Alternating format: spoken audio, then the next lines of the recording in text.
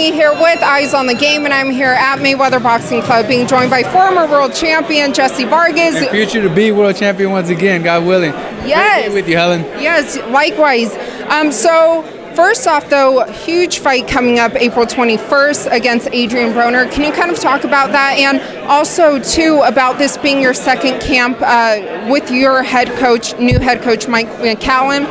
Can you kind of talk about that? Of course. Well, first of all, I want to start with that we have had a great training camp. We had a 7-week training camp, and this is our second camp together, and we've been able to create very good chemistry together. I have gained so much knowledge with having Mike McCullen behind me, guiding me along the way. He was a great, tremendous fighter in his time. He was a 3-time world champion, and I've learned so much, and we're looking forward to showing all the improvements come April 21st. You're going to see a strong, fast, explosive, sharp Jessie Vargas April 21st against Adrian Broner. And can you kind of talk about how your guys' relationship came about, and also, too, if you can briefly touch up on what happened with Dewey Cooper? Of course, I've been knowing Mike since I was about 14, 15 years old, and I've always known that he's a great, tremendous trainer.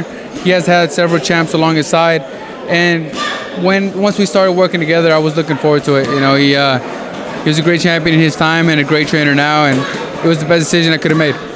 Yeah, and also, though, you're coming off a win over Aaron Herrera and Adrian Broner, a loss over Mikey Garcia, I believe, in July. So what did you learn about watching that fight? I just saw a few flaws here and there that he has. He does have some strengths as well, but he commits a lot of mistakes, and I look forward to capitalizing come April 21st. Yeah, and what about this being a catchweight bout? I think a few days ago, Floyd told some media that, he kind of sees it as maybe it could be an advantage for Adrian with it being 144. What are your thoughts on that, and do you think it would be more of an advantage for him?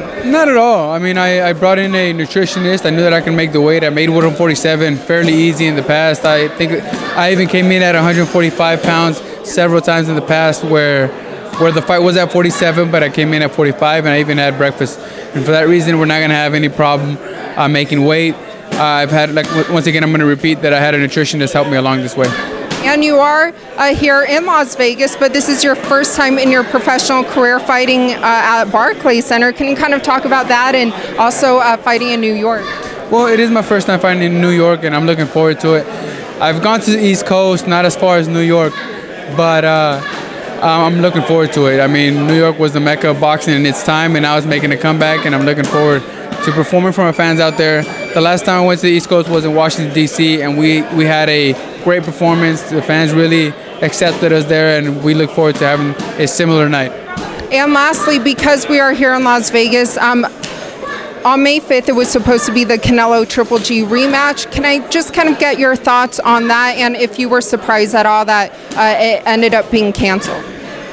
As soon as I found out about the court hearing that they had, I wasn't surprised that it was canceled. I knew that it could have been done, and yeah, it was. Yeah, and what about Canelo? Did anything shock you at all with that? Really, only he knows how that happened. I don't agree with anyone using any illegal substance. I mean, you don't play boxing, but I don't know his situation, whether it was an accident or not.